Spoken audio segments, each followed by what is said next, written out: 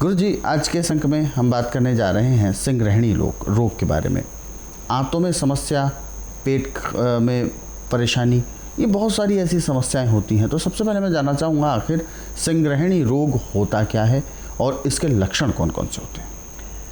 देखिए, संग्रहणी रोग एक बाह्य विकार है जी। और इसमें आंतों के अंदर जख्म हो जाते हैं। अब आंतों में जो शक्ति होती है खाए पिए को रोकना, वो शक्ति खत्म हो जाती है। जैसे आपने खाया, लीवर ने पचाया नहीं और आंतों में जाके गुदा के रास्ते बाहर निकाल दिया जी। ये संग्रहणी है। अब जो हमेशा तली हुई चीज़ें, बेटैमा खाना, चाय कॉफ़ी, मीट अंडा मछली, आर्टिफिशियल चीज़ों का प्रयोग ज़्यादा करते हैं, इसको संग्रहणी बड़े लंबे हाथों से लेती है। और इसका उपचार आज पूरे संसार के अंदर आयुर्वेद, यूनानी, होम्योपैथिक, नेचुरोपैथिक, एलोपैथिक में बिल्कुल नहीं। क्योंकि मैं इसलिए कह रहा हूँ क्यों नहीं है कि जब रोगी 5-5, 6-6 साल करा के थक जाते हैं तब मेरे पास आते हैं। और जब मैं नाड़ी परीक्षण करके उनको बताता हूँ कि देखिए आपका रोग इतना पुराना और आपने ये दवाइयाँ खा के इस रोग को और बिगाड़ा है, तो सिर पे हाथ मार के कहते हैं कि हमें जैसा आपने बताया भी ऐसा किसी ने नहीं बताया। वो तो सिर्फ पूछ करके दवाई देते हैं, उस दवाई का असर हमें बिल्कुल नहीं हो रहा है। हम पानी में पी लें तो भी हमें थोड़ी देर बाद भागना पड़ता है। तो ऐसे तो संग्रहणी को बंद करने के लिए हमारे पास सैकड़ों दवाइयाँ हैं आयुर्वेद में, परंतु टीवी के माध्यम से सिर्फ मैं आपको 2 चीज़ें बता रहा हूँ। सिर्फ ये 2 चीज़ों का प्रयोग कर लें तो चाहे आपकी कितने भी पुरानी से पुरानी संग्रहणी है, महीने 1.5 महीने में संग्रहणी बिल्कुल समाप्त हो जाएगी। गाय का दूध आधा किलो होना चाहिए।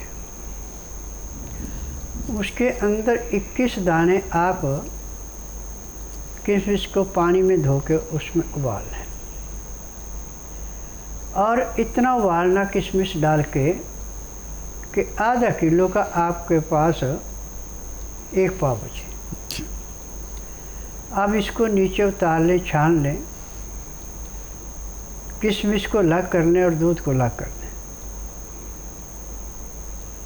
और दूध के अंदर थोड़ा शहद मिला दें। अब किशमिश को आप अच्छी तरह चिबा चिबा के खाते जाएं। दूध में उबली हुई किशमिश चिबाने में भी आपको अच्छा स्वाद देगी, और मलीदा मिला के जब अंदर सटकेंगे तो जहाँ जहाँ पे आंतों में जख्म है वहाँ पे जैसे हम दीवार पे कहीं दरार आ जाए या प्लस्तर झड़ जाए उसको दोबारा करते हैं, ऐसे वहाँ पे जहाँ जहाँ जख्म है भर जाती है किशमिश। और ऊपर से दूध पीते हैं तो उसमें रुकावट आ जाती है। फिर आप दिन में 3 बार, 4 बार, 5 बार, 6 बार जितना लेना चाहें उतना ले सकते हैं। परंतु इसमें जो आपने खाना खाना है वो ऐसे आटे का खाना है जिसका छिलका निकाल के फेंकना नहीं है, छानना नहीं आता। और सब्जी जो आपने लेनी है वो छिलके के साथ लेनी है, उसका भी छिलका नहीं उतारना। नमक सिंधा या काला आप हल्का सा ले सकते हैं, मामूली नमक, और इसमें सिर्फ काली या सफ़ेद मिर्च डालनी है, लाल मिर्च, हरी मिर्च बिल्कुल नहीं डालनी। सब्जी को, दाल को छौंक नहीं लगाना। और खाना खाते समय लहसुन, प्याज, अदरक का रस निकाल के 2 गिलास पानी के अंदर मिला के उसको पीना बहुत ज़रूरी है। जब भी आपको प्यास लगे या कोई चीज़ खानी है तो इसको आप रख लें। जैसे आप खाना खा रहे हैं, 2-4 गिराय खाना खाया, 2 घुट पानी पी लें। पानी पीने में, खाना खाने में यदि आप 1 घंटा लगाते हो तो आपका खाना पचेगा भी, लीवर भी काम करेगा, पैंक्रियास भी काम करेगा, पित्ता भी काम करेगा, और आंतों के अंदर जो ताकत ख़त्म हो चुकी थी, जो खाए पिए को रोकती थी, वो ताकत भी आ जाएगी जी। और महीने 1.5 महीने में चाहे आपके कितने भी पुरानी से पुरानी संग्रहणी समाप्त हो जाएगी। आपने टीवी के माध्यम से ऐसे कई इंटरव्यू सुने होंगे कि जो 10-10, 15-15 साल से संग्रहणी का इलाज करवा के चारपाई पे एड़ियाँ रगड़ने के लिए मजबूर थे, आश्रम आने के 3 दिन बाद वो 24 घंटे में 1 बार जाते थे। आप पूर्ण रूप से स्वस्थ हैं और अपने परिवार का पेट पाल रहे हैं। स्वस्थ विचार एकमात्र ऐसा आश्रम है जिसमें ना तो रोगी कागज पत्र लाता है, ना मुंह से बोलता है, ना किसी किस्म की रिपोर्ट दिखाता है।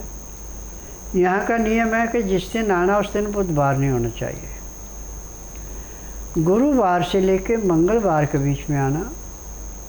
जिस दिन आना उस दिन रात्रि 10 बजे तक खा पी के दातन कूड़ा करके बड़ी इलायची मुंह में रख के चूसते रहें। सुबह 9 से 10 के अंदर अपना नामकरण कराएं। 10 से 12 में नाड़ी परीक्षण करता हूँ। नाड़ी परीक्षण में पैर के तलुए से सिर के बाल तक की MRI, CT scan, x-ray, ultrasound, ECG, sonography सब कुछ 5 सेकंड में हो जाता है। फिर उसमें जो भी कमी शरीर के अंदर पाई जाती है दवाइयाँ दी जाती हैं। दवाइयाँ खाने की हैं, दवाइयाँ पीने की हैं, मालिश करने के तेल हैं, आँख में, नाक में, कान में डालने की दवाइयाँ हैं। यानी जो भी रोग शरीर के अंदर मिलता है वो सब दवाइयाँ दी जाती हैं। और नाड़ी परीक्षण में मैं खुद बोलता हूँ कि आपको इतने साल पुराना रोग है ये, और ये इसके परहेज करते हैं तो दवाई दे देते हैं, परहेज नहीं करते तो दवाई नहीं देते। आज मुझे इस बात का पूरा हौसला है कि जिस रोगी का उपचार आयुर्वेद, यूनानी, होम्योपैथिक, नेचुरल्स का, एलोपैथिक हाथ खड़े कर चुके हैं, वो रोगी जिस दिन मेरे आश्रम में आता है उसी दिन उसको 15 से 20% आराम मिल जाता है, और 1.5-2 महीने में उसका रोग हमेशा के लिए समाप्त हो जाता है। फिर जब उन डॉक्टरों से, हकीमों से जाके मिलता है, बताता है कि यार मैं ठीक हो गया, और कहता हम तो स्वास्थ्य विचार गए थे, वहाँ से दवाई खाई, उससे आराम मिला। जब वो डॉक्टर बाद में एड्रेस लेके मेरे से बात करते तो मैं तो सीधी बात कहता हूँ, देखो मैं जड़ी बूटियों से काम करता हूँ, मैंने थ्योरी नहीं पढ़ी है, मैं किसी गुरुकुल से कोई विद्या नहीं प्राप्त की है। मैंने विद्या प्राप्त किया जो जंगलों में सन्यासी रहते थे, योगी रहते थे, गांव में जो वैद्य होते थे पहले अंग्रेज़ों के टाइम से, उनसे मैंने विद्या सीखी है। और नाड़ी का ज्ञान प्राप्त करने में मुझे 24 साल लगे। अब जिसको MRI, CT scan, x-ray, ultrasound, ECG, sonography नहीं पकड़ सकती, उसको मैं 5 सेकंड में बताता हूँ कि आपके इस हिस्से में नुक्स है। ये सब नाड़ी का ज्ञान है। आज मुझे 10,000 जड़ी बूटियों की पहचान है जिनसे मैं उपचार करता हूँ, और ये दवाइयाँ ऐसी हैं कि एक खुराक लेने के 10 सेकंड के अंदर अपना असर दिखाना शुरू कर देती हैं। और जब रोगी ईमानदार से दवाई खाता, परहेज करता और शाम को 3:30 बजे को प्रेशर कराता है, तो उसी दिन रोगी को 10 से 15% आराम मिल जाता है। किसी को महीना दवाई खानी पड़ती है, किसी को 1.5, किसी को 2 महीने से फालतू यहाँ दवाई किसी को नहीं खानी पड़ती। रोग समाप्त होता है, दवाइयाँ बंद हो जाती हैं।